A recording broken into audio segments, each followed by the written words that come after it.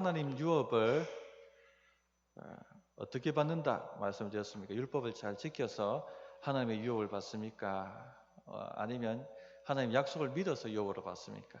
하나님의 약속을 믿음으로 잘 믿어서 그 하나님의 유업을 받는다 말씀을 드렸습니다. 아브라함이 율법을 잘 지킨 것이 아니죠. 하나님의 약속을 잘 믿었습니다. 그 이야기가 오늘 18절 말씀입니다. 만일 그 유업이 율법에서 난 것이면 약속에서 난 것이 아니리라. 그러나 하나님이 약속으로 말미암아 아브라함에게 주신 것이다. 아브라함이 75세 때 하나님께서 지시할 곳으로 가라 그렇게 말씀을 하셨죠. 그 땅을 줄 것이고 내 자손이 또 별과 같이 많아질 것이다 말씀을 하셨습니다. 그리고 그것을 믿고 아브라함이 가보지도 않았던 땅으로, 하나님이 지시하는 땅으로, 가나안 땅으로 왔습니다. 자, 그런데 세월이 지나갑니다. 10년, 20년, 25년. 100세가 다 되어 감에도 불구하고 생식 기능이 사라졌죠. 그럼에도 불구하고 아직 자식이 없었습니다. 뿐만 아니라 땅 주신다고 하셨는데 아직 가나안 땅 한 평도 소유하지 못하고 있었습니다. 보통 사람 같으면은 믿음이 벌써 사라져도 사라졌을 것입니다. 그러나 아브라함은 끝까지 바랄 수 없는 중에 바라고 믿었다. 그렇게 말씀하고 있습니다. 하나님이 말씀하셨으면 그대로 된다. 그렇게 믿었죠. 이 믿음 때문에 하나님의 유업을 받게 된 것입니다. 성도님들, 우리도 믿음으로 하나님의 나라를 소유한 백성입니다. 믿으십니까? 하나님의 나라는 하나님의 유업이죠. 유업. 하나님의 나라를 우리가 다 믿음으로 받은 사람들입니다. 주님의 나라가 마지막 여기 임할 때, 주님이 재림하실 때 그때 완전히 소유하게 될 것입니다. 손으로 만지고 눈으로 보고 기뻐하며 즐거워하겠죠. 자, 그렇다면 지금 이 시간에는, 지금 우리가 살아가는 이 세대에는 하나님의 나라를 맛보거나 누릴 수 없을까요? 어떤 것 같습니까? 주님이 뭐라고 말씀하셨죠? 하나님 나라가 이미 너희에게 들어와 있다 말씀하셨죠. 하나님 나라가 이미 들어왔다고 말씀하고 있습니다. 그렇다면 하나님의 백성은 하나님 나라를 맛보고 누릴 수 있다는 겁니다. 자, 그렇다면 어떻게 그것을 맛보고 누릴 수 있는가 하는 말씀을 오늘 좀 드리려고 합니다. 하나님 백성이 하나님 나라를 맛보고 누리지 못하면 이 세상 사람들에게 하나님의 영광을 보여줄 수 없습니다. 우리가 말로만 하는 것이 아니라 능력으로 하나님이 여기 계시다라고 증거해야지 되는 것이죠. 그렇기 때문에 하나님의 백성은 하나님의 나라, 하나님의 유업을 맛보고 누려야만 합니다. 어떻게 그것을 누릴 것인가? 개론적인 말씀드렸습니다만 오늘 설교를 통해서 좀 더 구체적으로 말씀을 나누고자 합니다. 첫째, 예수 그리스도를 믿어야 합니다.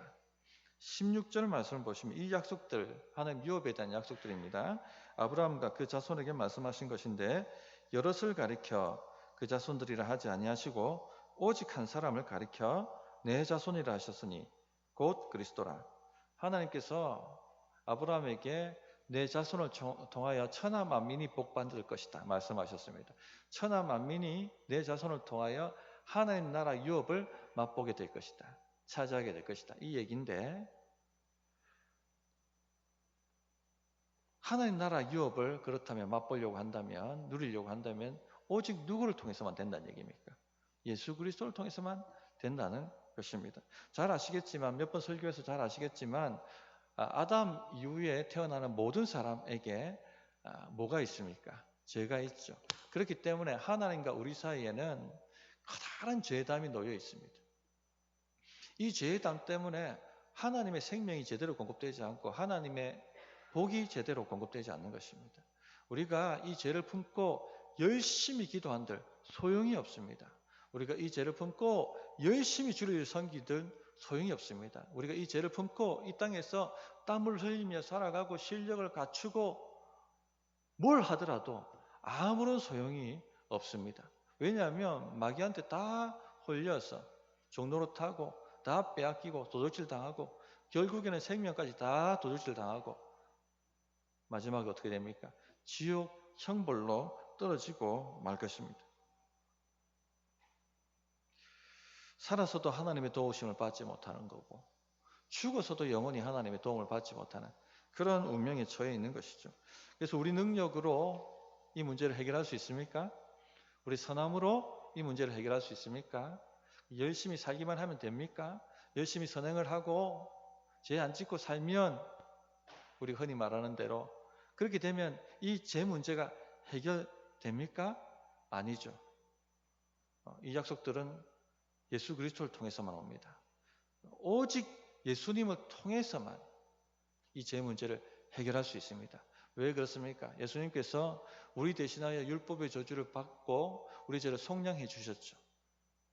그래서 주님 믿을 때에 주의 피를 믿을 때에 그 피가 우리의 모든 죄를 속량하고 깨끗하게 만들기 때문에 이 죄 문제를 해결하기 때문에 예수 그리스도를 믿어야 한다는 것입니다.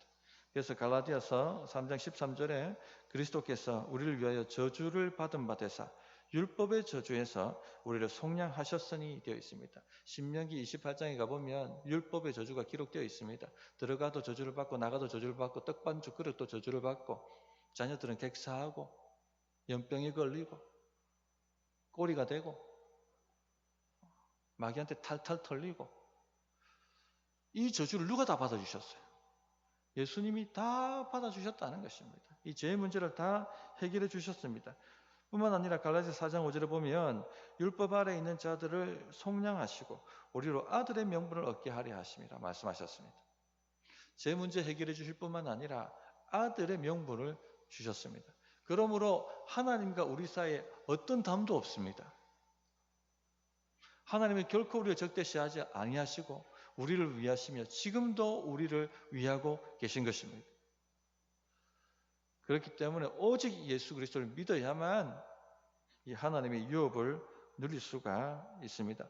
혹시 여기 예배드리시는 분 가운데 아직까지 예수님을 구주로 믿는 것에 긴가민가 하신 분들이 계시다면 회개하고 예수님을 나의 구주, 나의 하나님으로 영접하셔야 됩니다. 하나님, 저는 죄인입니다. 제 힘으로는 아무리 살아도 하나님의 의에 이를 수 없음을 고백합니다. 주께서 나를 위해 죽으시고 부활하신 것을 내가 믿사오니 주님 오셔서 내 삶에 주인 되어 주시옵소서라고 이렇게 기도하셔서 주님을 초청하시기를 바랍니다. 그게 바로 첫 번째 조건이에요. 하나님 유업을 누리는 방법. 오직 예수님을 나의 구주로 믿어야 한다는 것입니다. 두 번째, 믿음으로 낙심하지 말고 기도해야 됩니다. 자, 제 문제가 해결되면 그 다음 해야 될 일이 뭐냐면 적극적으로 기도하셔야 됩니다. 알아서 다 해주는 게 아닙니다. 내가 예수 믿으니까 알아서 다 해결되겠지. 알아서 문제가 다 정리되겠지. 그렇지가 않습니다. 주님은 알아서 다 하신다 말씀 안 하셨고 구하고 찾고 두드리라 말씀하셨어요. 그래서 마태복음 7장 7절부터 8절에 구하라 그리하면 너희에게 주실 것이요. 구하라 그리하면 너희에게 주실 것이요. 가만히 있어서 될 문제가 아닙니다. 하나님 나라는 어떤 겁니까? 누가 차지합니까? 하나님의 유업은 누가 차지합니까? 침노하는 자들의 것이라. 소파에 가만히 앉아서 TV 보면서 모든 일이 다 형통하고 제대로 굴러갈 것이라고 결코 그렇게 되지 않습니다. 한 주간 여행 갔다 올 테니까 모든 일이 다 알아서 다 잘 될 것이다. 결코 그런 일은 일어나지 않습니다. 주님이 친히 말씀, 구하라 그리하면 너희에게 주실 것이요. 찾으라 그리하면 찾아낼 것이요. 문을 두드리라 그리하면 너희에게 열릴 것이니 구하는 이마다 받을 것이요. 찾는 이는 찾아낼 것이요.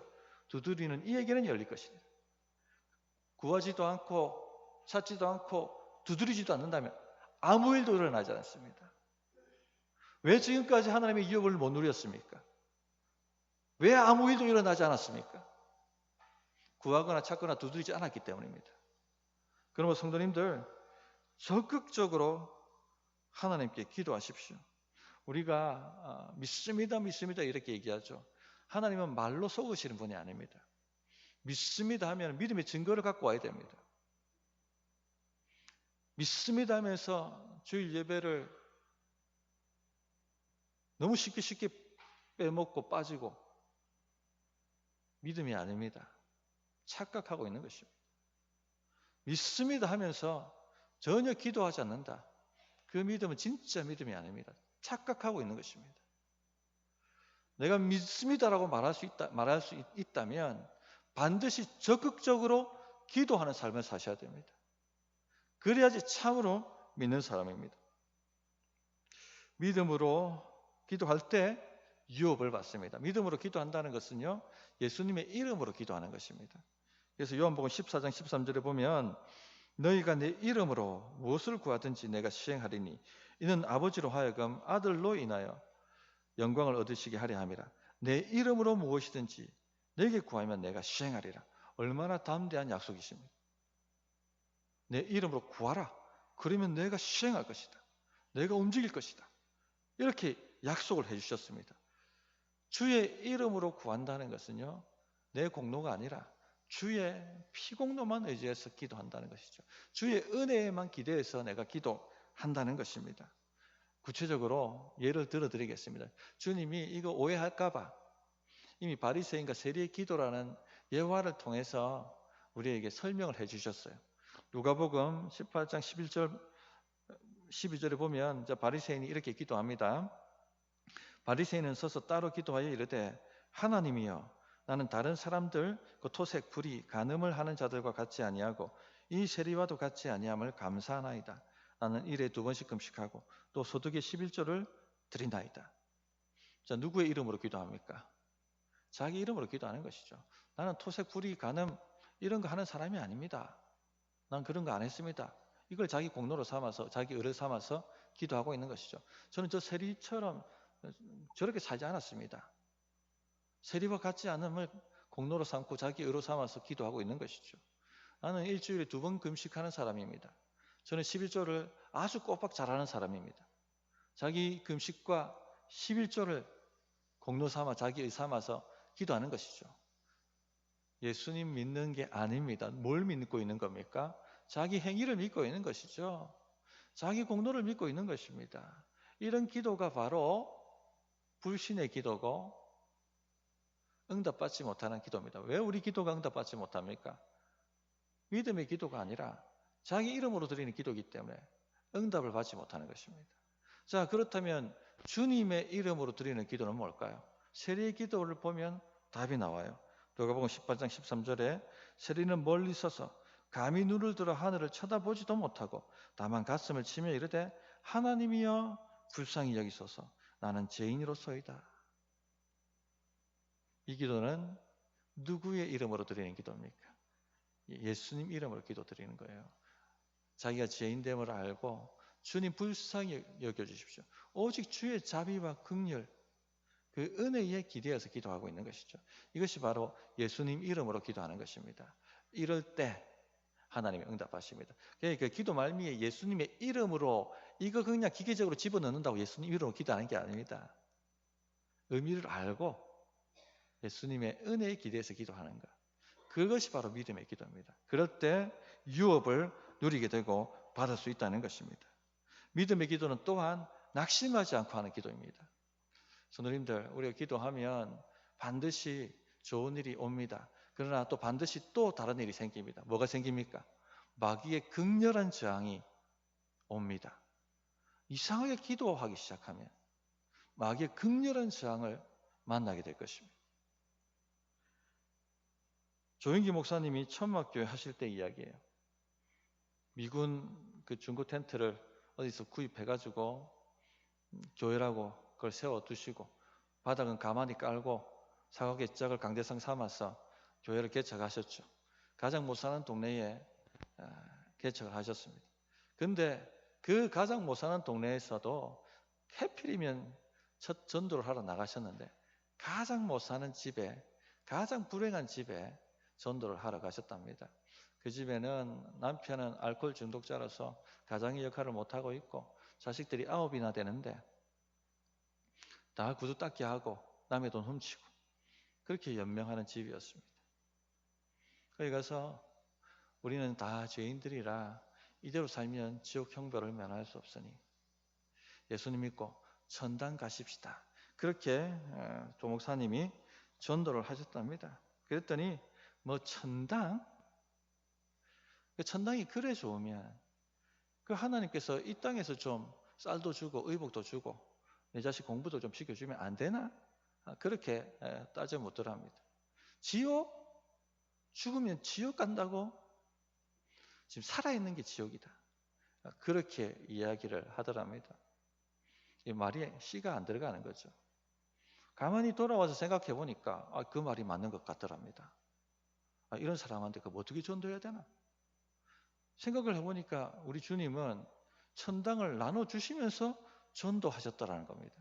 그러니까 하나님 나라 유업을 나눠주면서 귀신을 쫓아내고 병자들 고치고 오병이어로 먹이시면서 하나님 나라를 믿으라고 그렇게 전도하셨는데 이거 천당을 나눠줘야겠다. 그렇게 생각이 드시더랍니다. 다시 갔답니다. 당신 남편 알코올 중독에서 해방시킬 수 있는 분을 내가 알고 있습니다. 당신 자녀들 공부 다 시키고 좋은 집에서 살고 밥도 먹이고 또 좋은 옷 입힐 분을 내가 알고 있습니다. 아니 그런 분이 어디 있어요? 따라오세요. 따라갔더니 천막교회 아닙니까? 그분이 이걸 보고 깔깔 웃으시더랍니다. 아이고 당신 팔자나 내 팔자나 똑같네 하면서 그렇게 웃으시더랍니다. 맞습니다. 당신 팔자나 내 팔자나 똑같습니다. 우리 팔자 고쳐주시는 예수님 한번 믿어보십시다. 그 말을 던졌더니 믿음은 누가 주십니까? 하나님의 선물이죠. 믿으신 거예요, 이분이. 그때로부터 새벽 기도를 나와서 남편 알코올 중독에서 해방시켜달라고 간절히 기도했다고 합니다. 자, 기도하면 무슨 일이 생깁니까, 성도님들? 반드시 좋은 일이 생기죠. 그러나 반드시 또 뭐가 생깁니까? 마귀의 극렬한 저항이 생깁니다. 그때부터 남편이 술을 더 먹더랍니다. 한날은 그 교회에 나타나셔서 뭐 나를 위해서 기도한다고 내가 술 먹지 않게 해달라고 기도한다고 그때부터 얼마나 술 맛이 좋은지 그렇게 교회를 비방하더랍니다. 얼마나 낙심이 됐겠습니까? 기도하면 반드시 좋은 일이 생기지만 기도하면 반드시 극렬한 마귀의 저항을 받습니다. 반드시 낙심된 일이 생깁니다. 여기에 물러서면요. 기도 없는 삶을 사는 거예요. 불신의 삶을 삽니다. 아무런 역사가 일어나지 않습니다. 지금까지 예수 믿었는데 왜 인생에 아무런 역사가 없습니까? 온 우주 만물, 천지 만물을 지으신 하나님을 내가 믿는데 왜 내 삶에 이런 문제투성이고 해결될 기미가 보이지 않습니까? 불신에 차서 기도를 포기했기 때문이죠. 이분은요, 기도를 포기하지 않았습니다. 낙심하지 마세요. 함께 기도하십시다. 간절히 석 달을 기도했더니 남편이 어느 날 깍깍 기침을 하고 거품을 물고 막 발작을 하더랍니다. 조 목사님이 가서 보셨더니 귀신이 빠져나가는 현상이라고 판단이 되셔서 이 더럽고 악한 귀신아 예수 이름으로 당장 떠나라고 선포하자 그때부터 알코올 중독이 끝났다고 합니다. 그때부터 이 집이 회복되기 시작하는데 아이들 구두 닦기 그만두고 공부하기 시작하고 그리고 좋은 새 집을 하나님의 은혜로 기회를 주셔서 들어가게 되고 거기서 자녀들이 잘 성장해서 목사가 나오고 이런 인생이 바뀌고 운명이 바뀌고 삶이 바뀌어지는 하나님 나라를 유업으로 맛보고 누리는 역사가 나타나는 것입니다. 성도님들 기도하십시다. 이 정도로 만족하고 사십니까? 기도하십시다. 우리 이 정도로 만족하고 살아야 되겠습니까? 이 경산 땅 한번 잡아 삼켜야 되지 않겠습니까?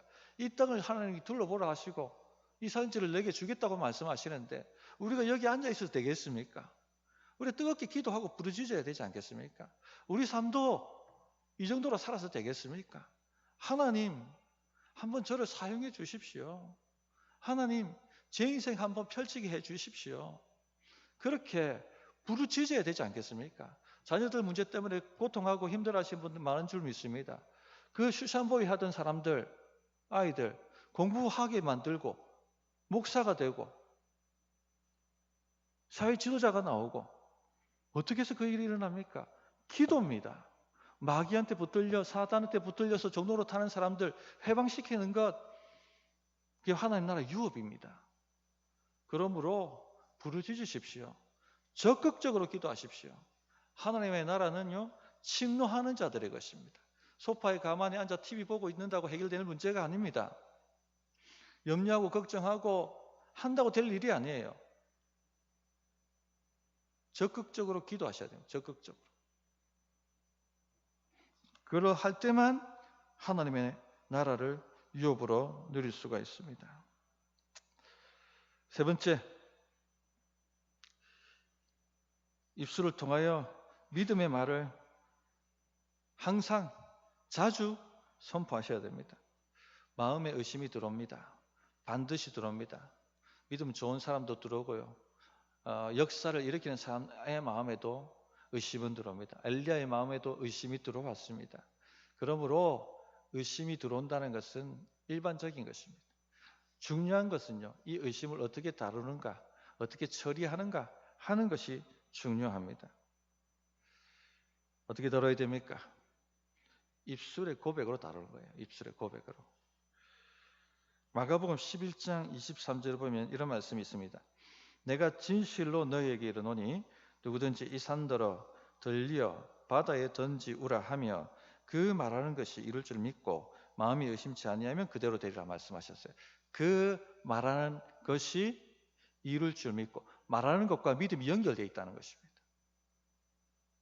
우리의 선포가 우리의 믿음을 강화시킨다는 것이죠. 보십시오, 성도님들. 잘 생각해 보십시오. 우리 마음에 의심이 가득 들어오기 시작하면, 불신이 가득 들어오기 시작하면 어떤 반응부터 먼저 일어납니까? 이 입술이 문제를 일으키죠. 마음에 의심이 가득하면, 불신이 가득 들어오면 말부터가 달라지기 시작합니다. 안 되겠다, 죽겠다. 안 되겠다, 죽겠다. 못하겠다, 못해 먹겠다. 나는 아무리 해도 안 된다. 난 쓸모없는 인생인갑다. 말부터 요동치기 시작합니다. 성도님들, 우리 마음에 가득한 것이 나온다고 말씀하셨어요. 마태복음 12장 34절에 독사의 자식들아 너희는 악하니 어떻게 선한 말을 할 수 있느냐. 이는 마음에 가득한 것을 입으로 말함이라. 마음에 가득한 것이 튀어나옵니다. 이 가데스 바네아에서 이스라엘 백성들이 하나님의 나라의 유업, 가나안 땅을, 약속의 땅, 젖과 꿀이 흐르는 땅을 정복하라는 하나님의 명령을 듣고 들어가기 전에 12정탐꾼을 보내 정탐하지 않습니까? 그들이 돌아와서 뭐라고 얘기합니까? 불신이 그 마음에 가득하니까, 의심이 그 마음에 가득하니까 안 되겠다, 죽겠다, 안 되겠다, 죽겠다를 얘기하기 시작합니다. 그러니까 이렇게 마음에 불신이 가득하고 의심이 가득한데 어떻게 젖과 꿀이 흐르는 하나님 나라 유업을 맛볼 수조차 있겠습니까? 그러니까 안 되는 거예요. 그러니까 아무 일도 일어나지 않는 겁니다. 오히려 마귀한테 빼앗기고 도적질 당하고 생명까지 그렇게 되는 것이죠.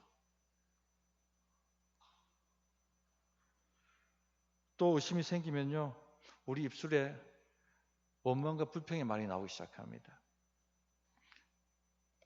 자꾸 하나님을 원망하고 교회 지도자를 지금 내가 원망하고 있다면 입술을 잘 살피세요. 우리 믿음의 바로미터는 입술입니다. 입술에서 믿음의 말이 아니라 하나님을 원망하고 인생 한탄하고 자꾸 지도자들 원망하고 다른 남 탓하고 다른 사람들 원망하기 시작한다면요, 이것은 불신이 가득한 겁니다. 어떤 분들은 뭐만 안 되면 교회 탓합니다.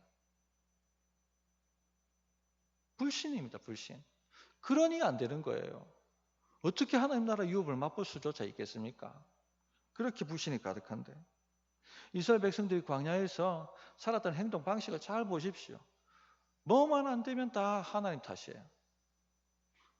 뭐만 안 되면 다 모세 탓입니다. 왜 우리를 이렇게 불편하게 만드냐? 불편해도 다 탓입니다. 길이 험해도 탓입니다. 조금 어려움이 생겼다고 탓입니다. 이것은 마음에 불신, 의심이 가득하다는 것입니다. 왜 우리를 이렇게 편안한 길 안 보내고 자꾸 어려운 길로 보내느냐?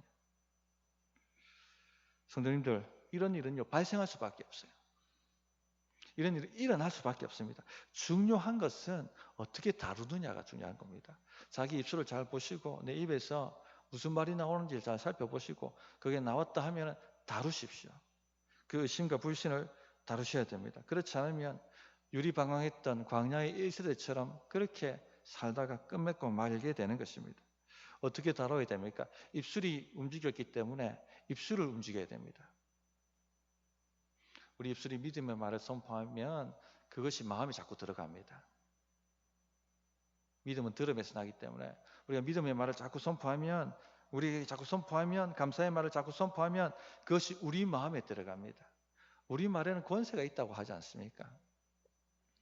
특별한 경우에 하나님이 더 특별한 권세를 주시죠.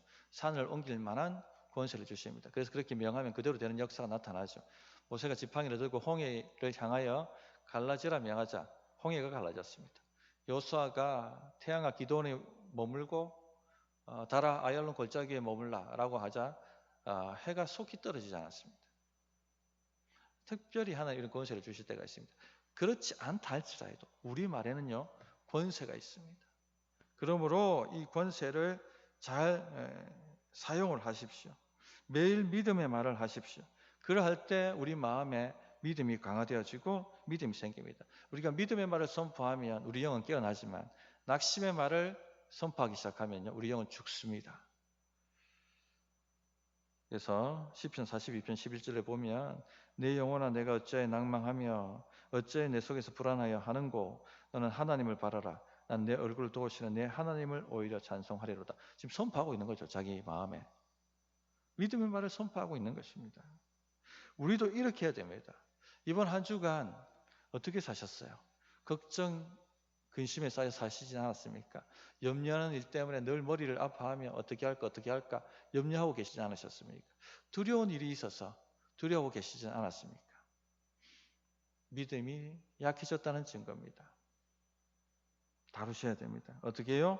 믿음의 말을 선포하기 시작하십시오. 하나님이 함께 하신다. 내 얼굴을 도우시는 하나님 나와 함께 하시는데 내 영혼아 왜 두려워하느냐? 하나님께 맡기자, 기도하자. 된다.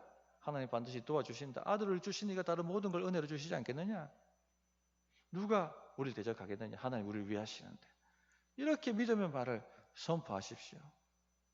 자기 자신뿐만 아니라 주변 사람들에게도 우리 성도들에게도 이 믿음의 말을 선포하셔야 됩니다. 에베소 4장 29절에 보면 무릇 더러운 말은 너희 입 밖에도 내지 말고 오직 덕을 세우는데 소용되는 대로 선한 말을 하여 듣는 자들에게 은혜를 끼치라. 덕 세운다는 말은 믿음 강화시킨다는 말입니다. 믿음의 말을 하라는 얘기입니다. 감사의 말을 하라는 얘기입니다. 우리가 목장에서 삶을 나누고 하는 이야기가 뭡니까? 이거예요. 목장에서 함께 찬양하고 기도하지 않습니까? 찬양도 일종의 선포거든요. 시편을 보면 선포가 많습니다. 그래서 에베소서 5장 13절에 보면 시와 찬미와 신령한 노래들로 서로 화답하며 서로 부르라는 얘기입니다. 이럴 때 믿음이 강화되어지고 우리 마음의 의심과 불신이 몰려나갑니다. 그게 하나님의 역사가 있는 거죠. 한 나라 유업을 누리게 되는 것이죠. 이런 은혜가 우리 성도님들에게 있기를 바랍니다. 말씀을 정리하도록 하겠습니다. 하나님